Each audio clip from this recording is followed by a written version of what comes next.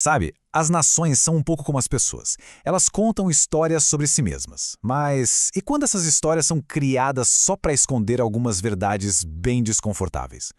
Hoje, a gente vai mergulhar fundo nesses mundos de sonho que os países constroem e descobrir as consequências, às vezes bem dramáticas, que eles têm no nosso mundo real.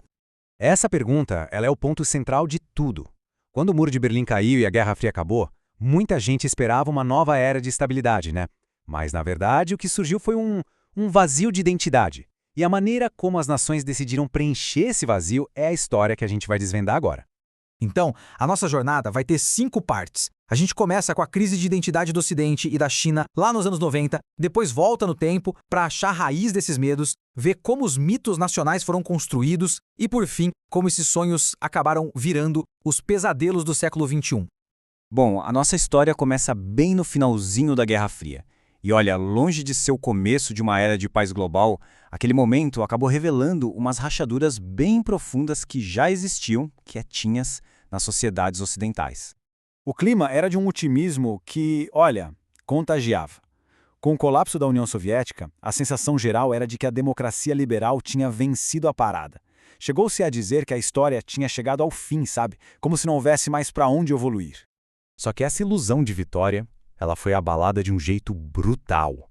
A violência contra Rodney King, que todo mundo viu em vídeo, e depois a absolvição dos policiais, mostraram que bem debaixo da superfície da sociedade americana, a raiva e o racismo estrutural continuavam ali, intactos e prontos para explodir. E não era só nos Estados Unidos, não. Uma crise muito parecida estava rolando na Grã-Bretanha. A libertação de homens inocentes que ficaram presos por mais de 15 anos escancarou um sistema de justiça que preferia proteger a própria reputação a admitir seus erros. A confiança nas instituições, bom, ela foi para o espaço. E esse vazio de crenças não era uma coisa só do Ocidente. Lá na China, depois do massacre na Praça da Paz Celestial, o Partido Comunista também enfrentava a sua própria crise de identidade. O ideal revolucionário tinha morrido, a democracia tinha sido esmagada. Que história o país podia contar a si mesmo? A primeira resposta parecia ser o consumismo, mas não era o bastante. A verdadeira solução, na verdade, veio do passado. Deng Xiaoping deu início a uma campanha de propaganda gigantesca que ressuscitou uma ferida antiga, a humilhação das guerras do ópio. Ao colocar a culpa no Ocidente, ele forjou uma nova identidade nacionalista baseada na desconfiança e no ressentimento. Então, para a gente entender isso de verdade, a gente precisa voltar no tempo. Vamos descobrir a origem desse medo chinês e, o que é crucial, a culpa ocidental que alimentou a necessidade de criar esses mitos nacionais. O Império Britânico foi construído em cima de 2 grandes, digamos, pecados. O primeiro, o tráfico de escravos, que escravizou corpos para gerar riqueza, e o segundo, o tráfico de ópio, que viciou milhões na China. Não escravizando os corpos, mas sim as mentes, tudo para inundar a Grã-Bretanha de prata. Essa citação de um historiador resume isso perfeitamente. Havia uma corrupção moral bem no centro do poder britânico. E essa consciência, ela não podia ser ignorada para sempre. Ela acabou gerando um sentimento de culpa profundo dentro da própria sociedade britânica. E aqui a gente viu uma transformação psicológica fascinante. A culpa inicial, que apareceu em movimentos anti-ópio, aos poucos se transformou em medo. Essa paranoia coletiva sobre uma suposta vingança chinesa, o tal perigo amarelo, precisava de um rosto. E assim nasceu um ícone do mal. O vilão Fu Manchu, a personificação pura do medo ocidental. Então o que acontece? Pressionados por um passado sombrio e um presente industrial que assustava, tanto a Grã-Bretanha quanto os Estados Unidos construíram seus próprios mundos de sonho para se proteger. Eles literalmente inventaram mitos nacionais para fugir da realidade. Na Inglaterra, a elite se sentia ameaçada pela sujeira, pela pobreza e pela raiva das novas cidades industriais. A solução?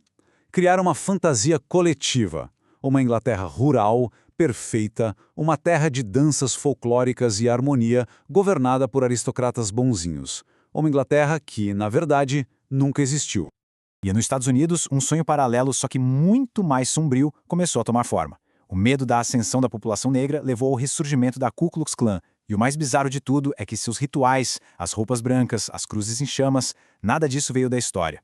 Foi tudo inventado por Hollywood, num filme épico e super racista chamado O Nascimento de uma Nação. Toda essa criação de mitos levanta uma pergunta fundamental sobre o poder. né? Enquanto essas nações projetavam para o mundo uma imagem de democracia, de excepcionalismo, nos bastidores, a realidade era bem mais brutal. A solução para essa contradição foi o que se chama de Estado duplo. Era um jeito de conciliar o sonho do excepcionalismo americano com a realidade brutal da Guerra Fria. Para todo mundo ver, a América era a defensora da liberdade. Mas nos bastidores, a CIA operava nas sombras, protegendo os interesses americanos a qualquer custo. E a escala dessa operação secreta é de cair o queixo. 66. Esse número não é aleatório, não. É o número de governos que a CIA tentou derrubar em apenas 30 anos. Da Síria ao Congo, do Irã ao Chile, essa estatística mostra a verdadeira cara do Estado duplo em ação.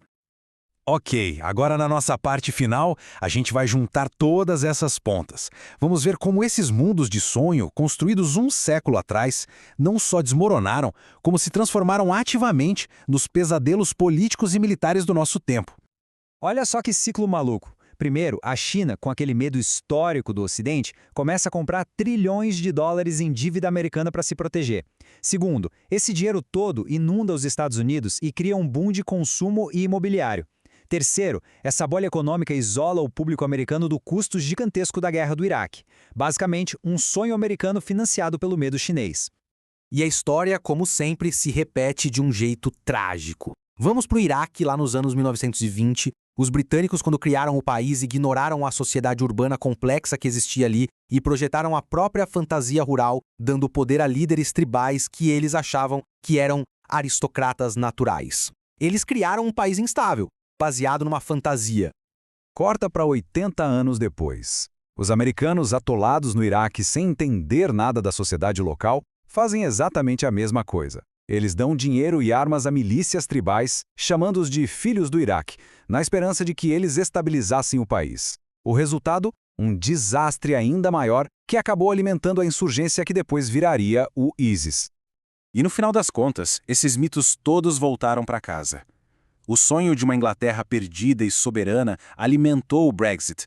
O sonho de uma América grande de novo, um passado idealizado, impulsionou o movimento Make America Great Again. Milhões de pessoas, com medo, com raiva, foram mobilizadas por essas fantasias antigas de uma grandeza perdida. E isso tudo nos leva a uma reflexão final.